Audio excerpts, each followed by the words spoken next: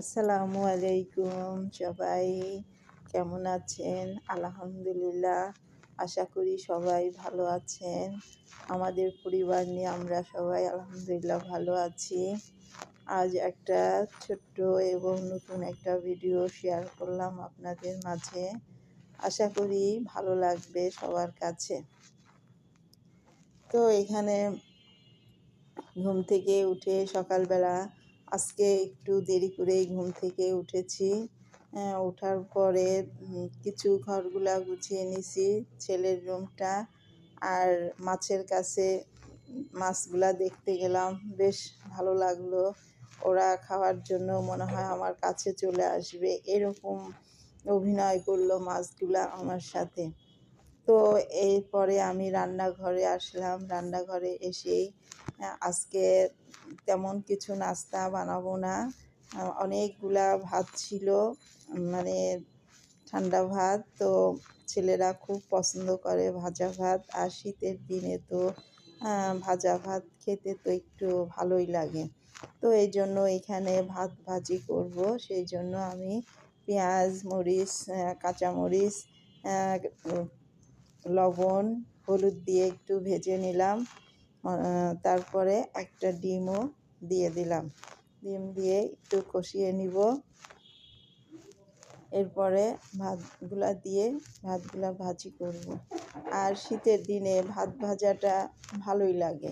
বিশেষ করে আমার ছেলেরা খুব পছন্দ করে। প্রায়ই আমি ভাত ওদের এই শীতের দিনে ভেজে দেই, কারণ অনেক সময় ভাত থেকেই যায়, রাত্রের ভাতগুলা থেকে যায়।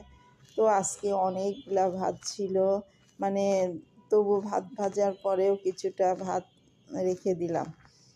তো ভাত ভাজার তো কি আর বলবো, মানে ঘুম থেকে উঠেই মানে টেনশন হয়, আজকে নাস্তা কি করব, কি বানাবো, কি রান্না করব, এটা নিয়েই একটা মানসিক টেনশনে থাকি। তো যাই হোক, এখানে সকালবেলায় আমি আজকে ভাত ভেজে নিলাম, আর ওদের এটাই নাস্তা। আজকে ভাত ভাজি করে নাস্তা শেষ করব।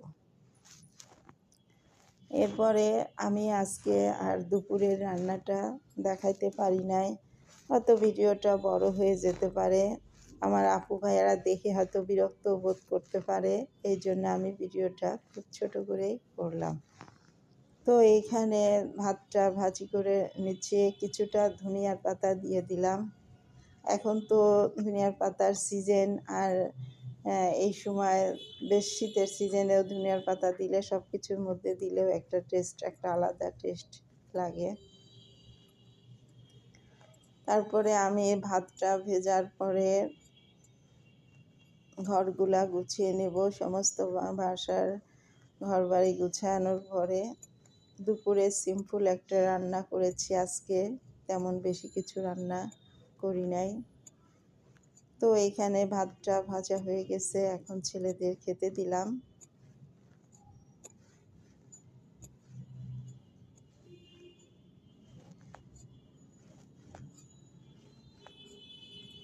আর এমনি তো শীতের দিনে সবাই ঘুম থেকে একটু দেরি করেই ওঠে।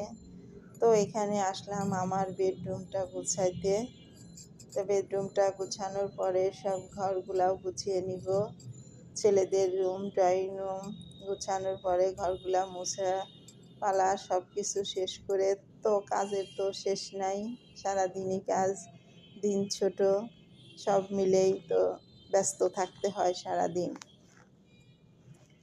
তো আমি এই তো ঘরটা গুছিয়ে নিচ্ছি।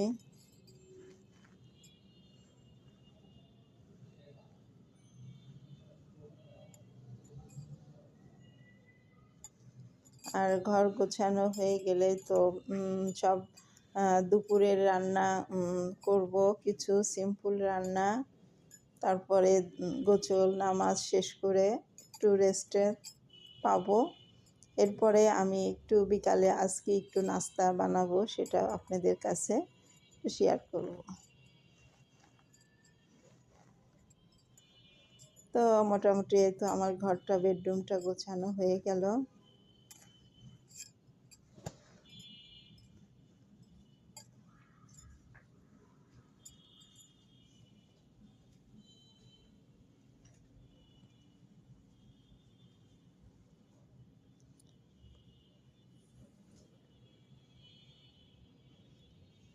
ঘরগুলা গুছিয়ে সমস্ত ফার্নিচারও মুছে নিছি এর ফাঁকে।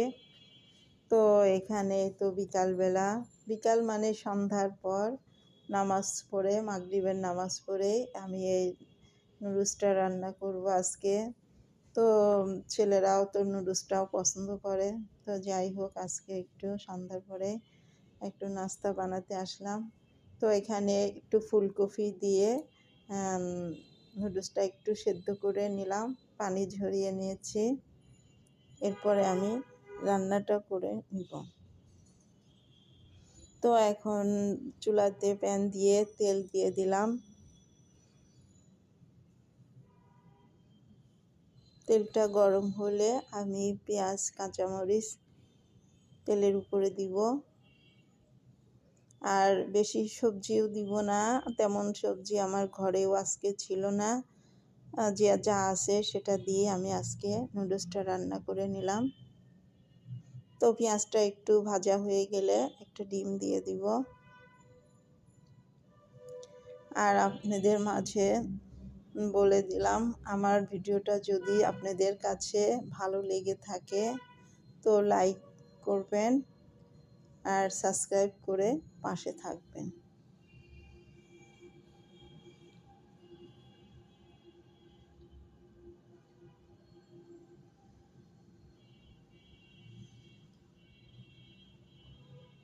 তো ডিমটা দিয়ে দিলাম। ডিম দিয়ে একটু ভেজে নিব। পেঁয়াজ মরিচের সঙ্গে ডিমটা ভেজে নিয়ে আমি নুডলসটা দিয়ে দিব। খুবই সাধারণ রান্না এটা, নুডলস রান্না সবাই পারে, তবুও একটু শেয়ার করলাম বিকালের নাস্তাটা।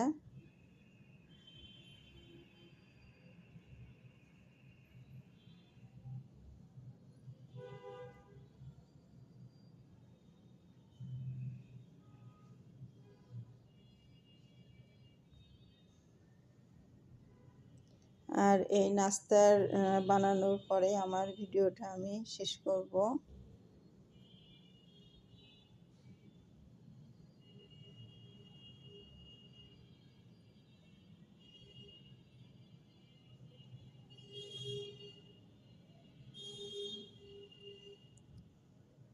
একটু নুডলসটা সুন্দর করে নাড়াচাড়া করে এখন ওই যে মশলাগুলা দিয়ে দিলাম। প্যাকেটের সঙ্গে যে মশলা থাকে নুডলসের, সেই মশলাগুলা দিয়ে দিলাম। 2 প্যাকেট রান্না করছি আর 2 প্যাকেট মশলা ছিল, সেটা দিয়ে দিলাম। তো এখন সুন্দর করে একটু নাড়াচাড়া করে দিব।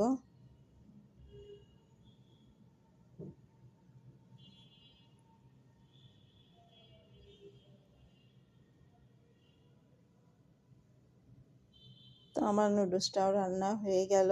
এখন একটু সয়া সসটা দিয়ে দিব।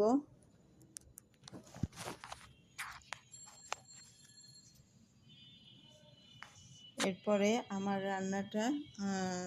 রান্নাটা শেষ হয়ে যাবে, ওদের এখন আমি খেতে দিব।